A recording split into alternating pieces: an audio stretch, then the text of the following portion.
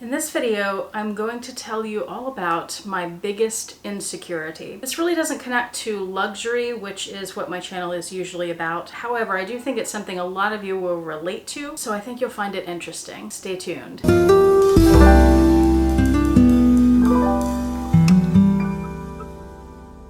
Hi YouTube, Autumn Beckman here. Welcome to my channel, or welcome back to my channel. My channel is all about luxury living on a budget, except for today. From high-end handbags and small goods to the everyday luxuries of life. If that sounds interesting to you, please make sure you subscribe, click the bell notification icon to be notified when I post new videos, and be sure to like the videos that you enjoy. And one of the perks of subscribing to this channel is you get to see my community posts on your YouTube homepage where I post deals, discount codes, sales, and rare finds related to these beautiful things we love. Now, like I said, today's video is not about that. Today's video is about something entirely different, my biggest insecurity, which is body image related to weight. Why do I want to do this video when it's not what my channel is about? A few reasons. I got the idea because I've heard several of my luxury YouTube friends talk about this issue themselves and talk about how weight struggles, body image struggles have affected their perceptions of their self, especially psychologically, how it makes you feel bad about yourself, things like that. And I know it's such a relatable topic, it's such a common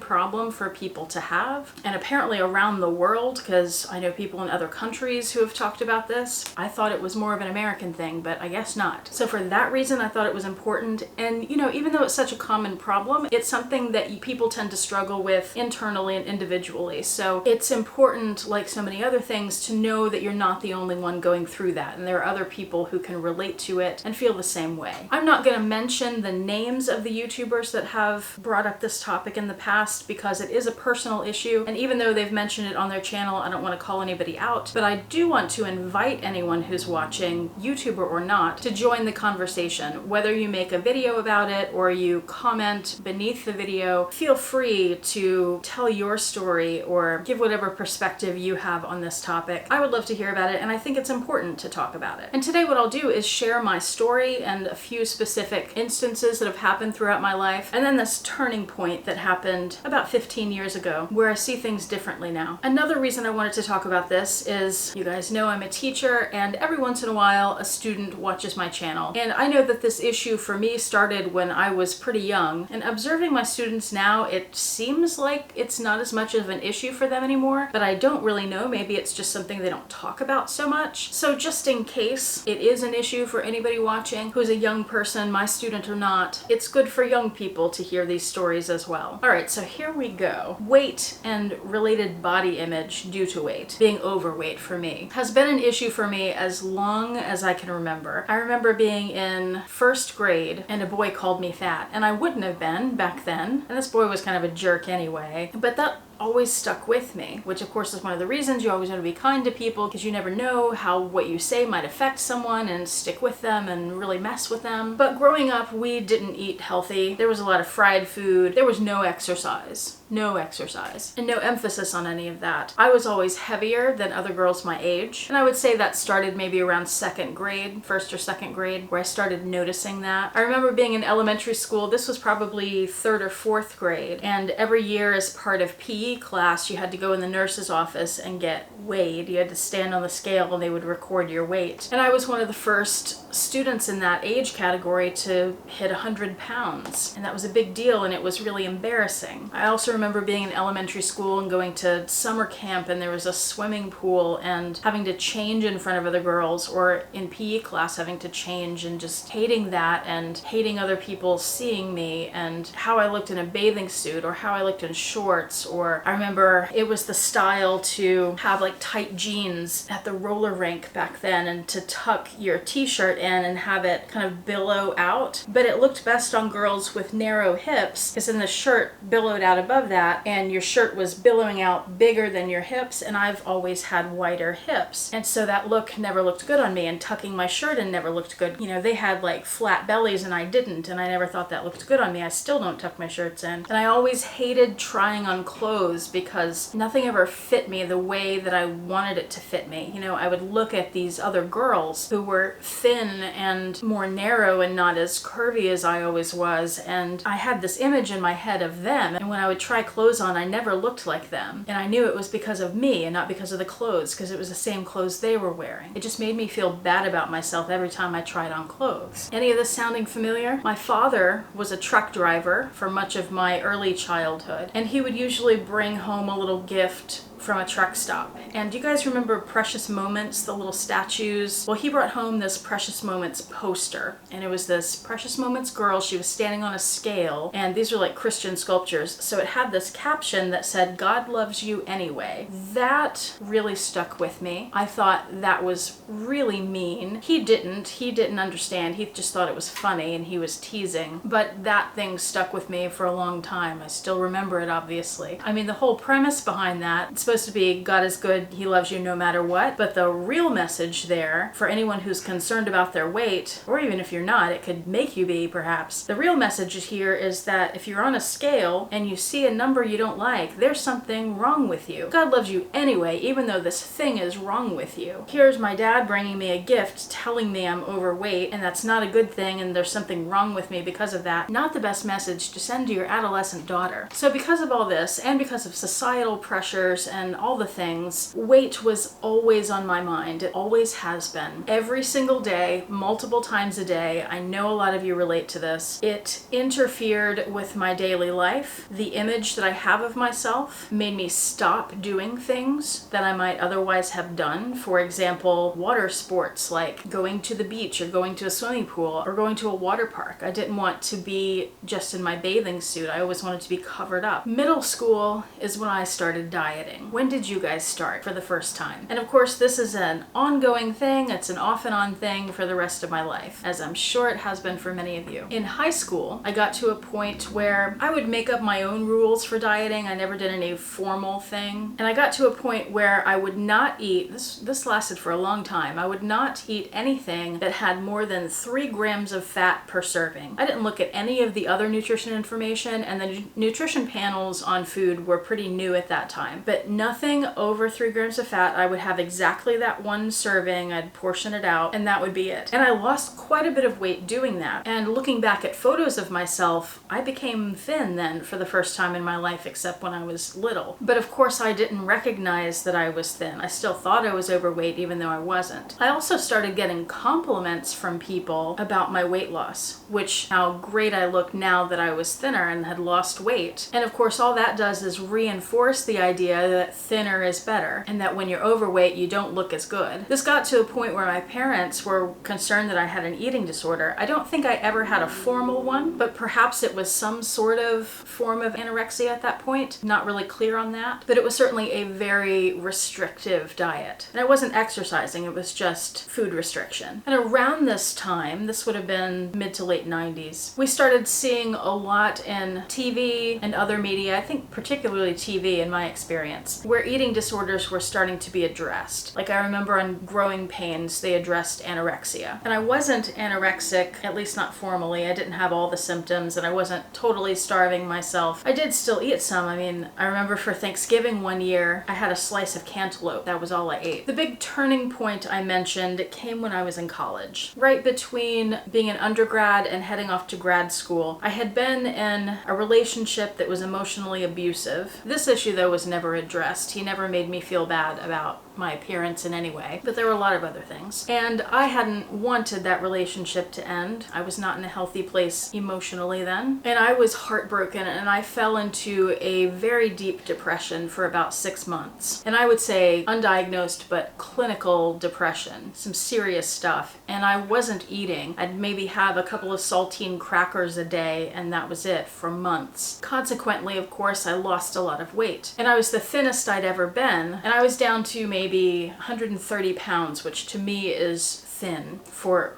who I am, for my body. 130 is thin. But this is going to be a little bit of a theme here. Keep in mind, to get to that point, I had to starve myself for months. Not a healthy thing to do. At that point, I moved to New York City for the second time for grad school. And when I was there, of course, it's New York. I'm walking everywhere, so I'm getting tons of exercise. I also was broke, and I'd have, a typical meal for me would be a can of green beans, so not a real meal. I couldn't afford proper groceries. And every once in a while, $2 or $3 slice of New York pizza was a splurge for me. So because of that, all the exercise and not eating much, I was able to stay pretty thin when I was there. But again, keep in mind what it took for me to maintain that weight, walking probably a few miles every day and barely eating. I finally got to a point during that time, and I remember it clearly. I was out walking Sebastian, my dog that I had at the time, and we were in this park by where I lived, and something just clicked in me, a flip switched, and I, for the first time in my life, felt like I was a normal weight, and I didn't feel overweight, and I didn't feel bad about myself. I didn't feel like I was thin and I looked great. I still wanted to lose more weight, but I didn't feel overweight and bad about myself. And it was at that point where I realized that I'd spent, I would have been almost 30 at this point. I'd spent almost 30, okay, Vincent has started whistling, and I'm just gonna have to talk through it because I keep having to restart and interrupt myself. I'm just gonna leave the whistles in. Sorry for anyone for whom that bothers you. So it was at this point that I realized that I'd spent about 30 years of my life obsessing over this and letting it affect everything I did pretty much, and making me feel so bad about myself. And it was at that point that I made a decision to never let myself feel that bad about myself again. And it didn't matter how much weight I gained or what I looked like or whatever it was. I was not going to let my appearance, and particularly my weight, my body image, affect how I feel about myself. There's a lot more to me than that, and a lot more important things than that. And being so weighed down by that body image based on weight is really toxic. It affects so many things that you don't even realize, and you don't live your life fully because of it. Now, I'm not going to pretend like that turning point, as important as it was and has been, has meant that I've never thought about weight again and never felt bad about myself again, and I'm not conscious of how I look, because none of that is true. That's all, it's still there, but it's not there to the degree to which it was before. I know now that there's more to me, and that ultimately no one really cares about how you look except you. Other people are too busy worrying about how they look. And also, the people who really love you, it doesn't matter what you look like and how you might change over the years, because they love you for you and not for how you look. And that's not to say that appearance has no importance. Of course it does for many people, and society still places a lot of importance on it. But society has gotten a lot better, and by society I'm talking about media here, commercials and models and advertisements and on catwalks.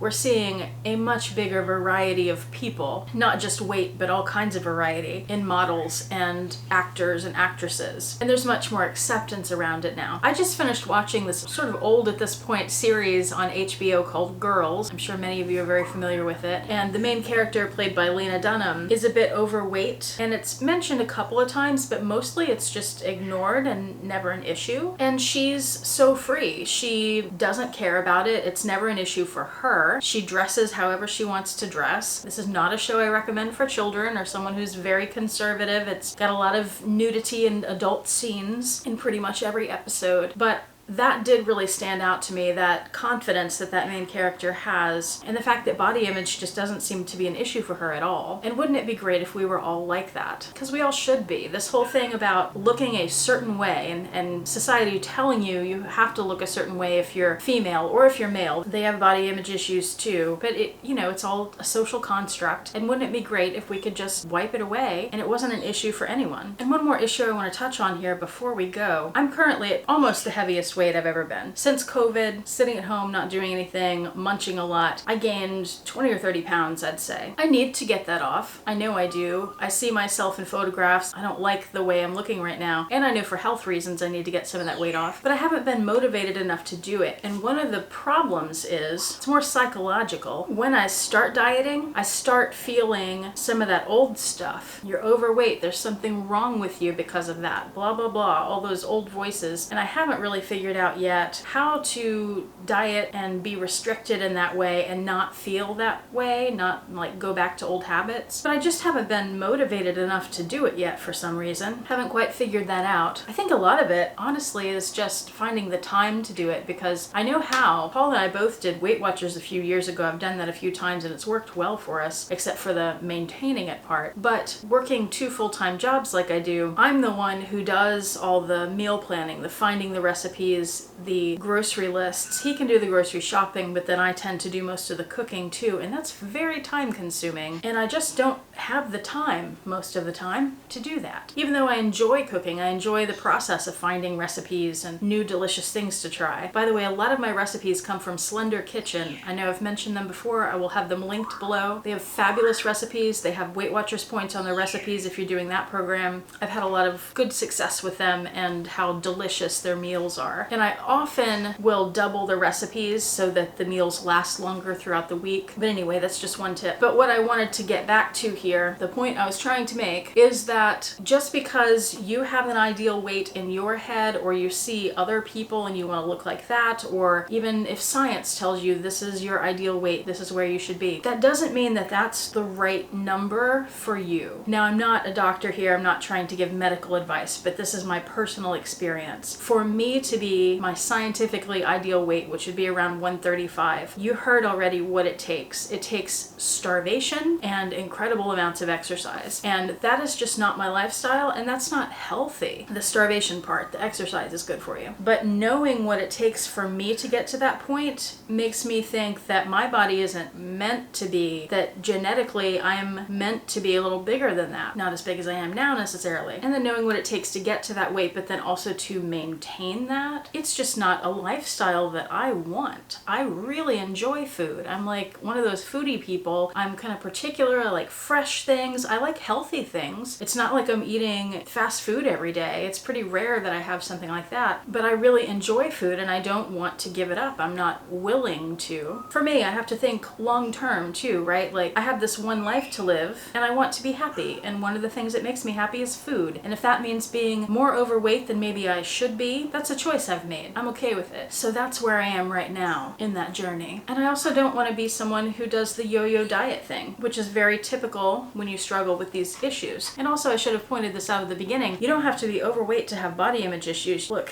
I know somebody, I'm not going to say who it is. It's nobody that you guys know. They're not on YouTube. But I know somebody who has like the perfect body. I would love to look like her. But I had a conversation with her once and she has all kinds of body issues and she thinks she looks awful and she is afraid to go out in bathing suits in front of people, even though she looks incredible in like a bikini. So this stuff, the psychology behind body image and weight and all that, it affects all of us, not just people who are overweight. Maybe not all of us, but a lot more people than we might think, which is another reason I wanted to do this video. And something that surprised me when I started my YouTube channel, I expected to start getting mean comments about weight. I've been doing this 4 or 5 years now. Haven't had a single one. I'm amazed. So that just goes to show you too about how other people don't care about your appearance as much as they care about their own, you know, or as much as you care about it. I think that's kind of fascinating. And that was my story. Thank you so much for watching. I do appreciate it. If you have anything you want to contribute or you want to share your own story or join this conversation, please do so in the description box below. If you're a YouTuber and you want to make a video about it, please do that. And let me know that you made it so I can go watch it. I hope you guys have a fantastic day, and I hope this was helpful in some way. Bye.